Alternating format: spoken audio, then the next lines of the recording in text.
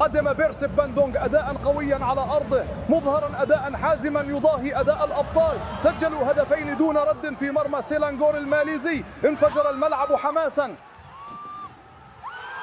هتف مشجعو ماونغ باندونغ فرحا مرددين هتافاتهم الفخرية. شاهدوا أداء بيرسيب المنضبط، ضغط محكم، انتقالات سريعة وهجمات مرتدة حاسمة. هذه هي كرة القدم الإندونيسية الحقيقية، مليئة بالشغف والهيبة والفخر. بيرسيب باندونغ 2-0 سيلانغور. لم يكن هذا الفوز مجرد نتيجة، بل كان أيضا رسالة قوية من أرض سوندا. إندونيسيا راقية. Di tengah euforia kemenangan gemilang Persib Bandung yang menghajar Selangor FC 2-0 di ajang AFC Champions League 2, ACL2, tadi malam terselip sebuah isu super sensitif yang menggetarkan fondasi sepak bola Asia. Arab Saudi dan Qatar, dua kekuatan besar di Jazirah Arab saat ini sedang mati-matian membujuk Indonesia.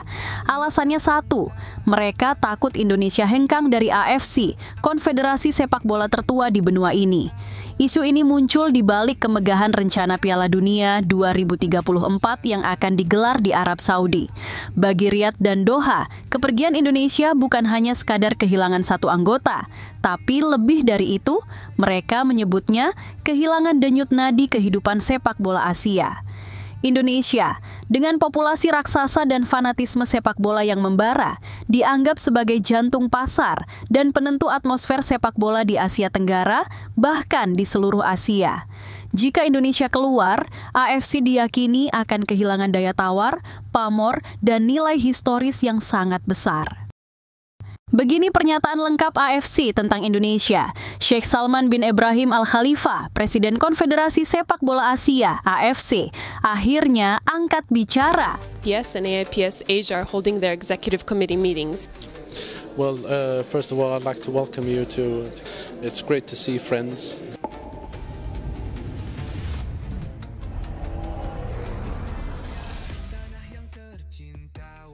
Suasana Stadion GBLA malam tadi tak hanya diwarnai oleh gemuruh supporter, tetapi juga oleh langkah-langkah tenang dua tamu penting dari Timur Tengah. Mereka bukan penonton biasa, melainkan utusan resmi dari Arab Saudi dan Qatar, dua negara yang belakangan ini menjadi pusat perhatian dunia sepak bola. Kedatangan mereka tak diumumkan, tak diagendakan secara resmi. Kabarnya, mereka membawa pesan khusus dari Presiden AFC, Sheikh Salman bin Ibrahim Al Khalifa. Pesannya sederhana, tapi syarat makna. Jika Indonesia benar-benar keluar dari AFC, dampaknya bukan hanya bagi konfederasi, tapi juga bagi Piala Dunia 2034 di tanah Arab. Dunia akan melihat kami tanpa antusiasme Asia Tenggara, tanpa supporter Garuda yang menjadi magnet utama setiap turnamen.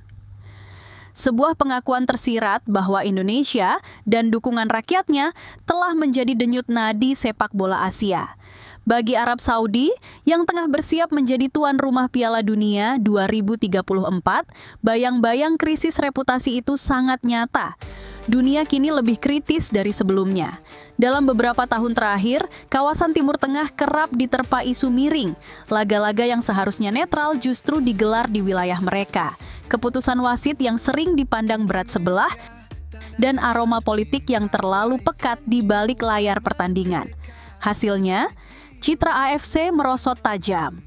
Dari Tokyo hingga Jakarta, dari Kuala Lumpur hingga Sydney, banyak yang mulai meragukan integritas konfederasi tertua di Asia itu. Maka tak heran bila Sheikh Salman di bawah tekanan publik dan ancaman revolusi Asia yang dipelopori Indonesia, memerintahkan utusan Arab Saudi dan Qatar untuk turun langsung ke lapangan, meminta maaf secara pribadi kepada Indonesia. Bukan lewat surat, bukan lewat pertemuan dingin di ruang ber-AC, melainkan langsung di tanah sepak bola rakyat, tempat semangat Garuda tumbuh, Bandung. Ironisnya, kedua utusan itu justru mampir ke kandang Persib Bandung, di mana malam itu sedang berlangsung laga besar melawan Selangor FC. Kedua negara itu menjadi sponsor utama pertandingan tersebut. Tapi, ketika wajah-wajah Timur Tengah itu muncul di area VIP, sebagian supporter yang sadar kehadiran mereka langsung bereaksi spontan, teriakan menggema, beberapa bahkan menyalakan petasan kecil di tribun, seolah menegaskan bahwa kepercayaan rakyat tidak bisa dibeli dengan uang atau sponsor. Meski begitu, pertandingan tetap berjalan panas dan penuh semangat, dan malam itu menjadi milik Persib Bandung. Pangeran Biru sukses menaklukkan Selangor FC dengan skor meyakinkan. Menariknya, di balik euforia kemenangan itu, terselip langkah yang jauh lebih menarik dari sekadar sorakan di tribun. AFC dikabarkan mengucurkan dana fantastis untuk laga tersebut, jumlah yang konon cukup untuk membayar gaji Joy Pelupesi, gelandang berdarah Indonesia yang kini tengah diincar Persib. Langkah itu disebut-sebut sebagai semacam santunan kehormatan dari sponsor asal Qatar dan Arab Saudi, sebuah bentuk goodwill untuk meredakan hubungan yang sempat retak. Beberapa komentator Eropa yang menayangkan langsung pertandingan malam itu menyebutnya sebagai gerakan halus penuh makna. Sebuah upaya lembut dari AFC untuk menahan Indonesia agar tetap berada di bawah payung Konfederasi Asia. Sebab, kehilangan Indonesia berarti kehilangan magnet terbesar di kawasan. Tak bisa dipungkiri, supporter Garuda adalah fenomena global yang tak tertandingi. Dari stadion yang bergemuruh di tanah air hingga tribun jauh di negeri orang, setiap kali Indonesia bermain, jagat maya ikut bergetar. Timnas selalu trending global, melampaui batas benua dan menembus sekat bahasa. Semua menyaksikan bahwa supporter Indonesia bukan hanya datang untuk menonton bola, tapi untuk menghidupkan sepak bola itu sendiri. Tanpa mereka, atmosfer stadion kehilangan denyutnya, layar televisi kehilangan energinya, dan Asia kehilangan jiwa emosional yang membuat sepak bola terasa hidup. Mereka bukan sekadar fans, mereka adalah kekuatan budaya, sebuah diplomasi emosional yang tak tertulis.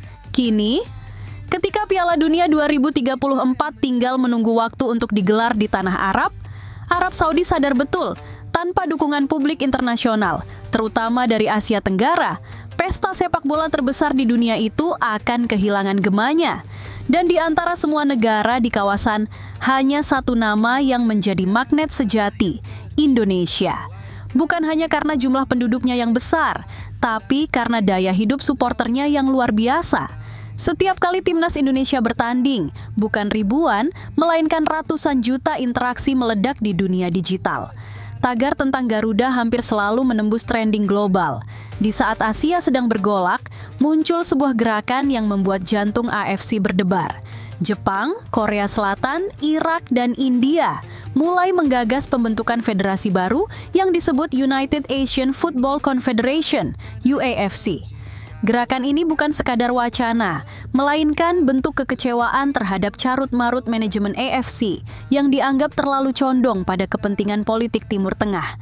Langkah itu membuat Arab Saudi dan Qatar panik. Mereka tahu betul, jika Indonesia memutuskan untuk bergabung, efek domino akan sulit dihentikan. Sponsor-sponsor besar bisa berpindah arah, penonton ikut beralih, dan legitimasi AFC akan tergerus habis. Sebab, kehilangan Indonesia berarti kehilangan urat nadi popularitas sepak bola Asia. Namun bagi Indonesia, rayuan dari Timur Tengah bukan sesuatu yang mudah ditelan. Luka lama masih terasa. Terlalu banyak keputusan kontroversial, terlalu sering wasit berat sebelah, dan terlalu jelas aroma politik di balik pertandingan yang melibatkan negara-negara kuat kawasan itu.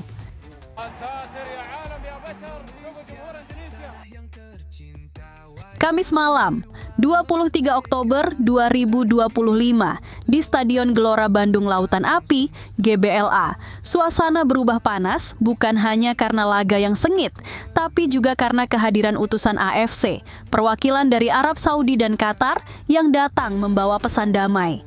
Tapi bagi sebagian supporter, pesan itu terasa seperti garam di atas luka lama. Begitu kabar kehadiran utusan itu menyebar, sebagian bobotoh pecinta Garuda langsung meluapkan emosinya.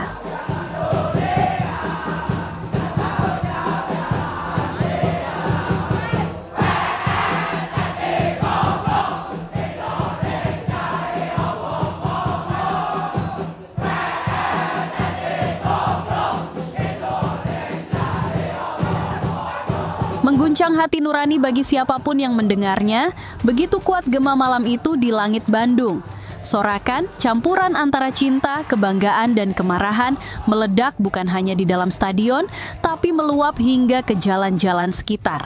Dentuman petasan berpadu dengan nyanyian supporter yang menolak diam, menuntut kejujuran dari mereka yang selama ini bersembunyi di balik seragam dan jabatan.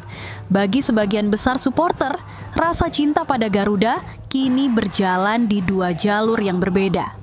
Satu, masih bersemangat mendukung tim di lapangan. Sementara yang lain mulai kehilangan kepercayaan pada federasi yang seharusnya melindungi kehormatan bangsa. Mereka muak dengan kompromi, jengah pada kebisuan, dan lelah melihat sepak bola Indonesia dijadikan panggung politik serta kepentingan pribadi. Yang mereka inginkan sederhana namun sakral, agar PSSI kembali berpihak pada rakyat, bukan pada sponsor, bukan pada tekanan asing, dan bukan pada janji palsu dari para penguasa kursi tinggi. Karena bagi mereka, sepak bola bukanlah bisnis. Ia adalah jiwa bangsa, bahasa persatuan yang lebih jujur dari 1000 pidato. Dan siapa sangka, Gema Suara Bobotoh malam itu menembus batas negeri. Tayangan suasana di luar Stadion GBLA menjadi perbincangan hangat di berbagai media Eropa. Bahkan, di tengah segmen penutup siaran Liga Champions antara Real Madrid yang menang tipis 1-0 atas Juventus, seorang presenter wanita dari stasiun televisi olahraga ternama Eropa tampak tertegun sejenak sebelum menutup acara. Dengan nada kagum, ia berkata, sementara Eropa sibuk memperdebatkan taktik dan skor, di Indonesia, sepak bola telah menjadi revolusi. Mereka tidak hanya menonton pertandingan, mereka memperjuangkan kehormatan malam itu. Bandung bukan sekadar kota sepak bola. Ia menjelma menjadi jantung perlawanan Asia, tempat cinta pada Garuda berdenyut kencang. Look at Indonesia, a country that makes football not just entertainment but a revolution of the soul. Here, football isn't just a game, it's a calling. From fiery Bandung to the far reaches of the archipelago, every cheer of the supporters is a promise, every song is a prayer, and every second in the stands is a pledge of allegiance to the red and white. They don't come just to watch.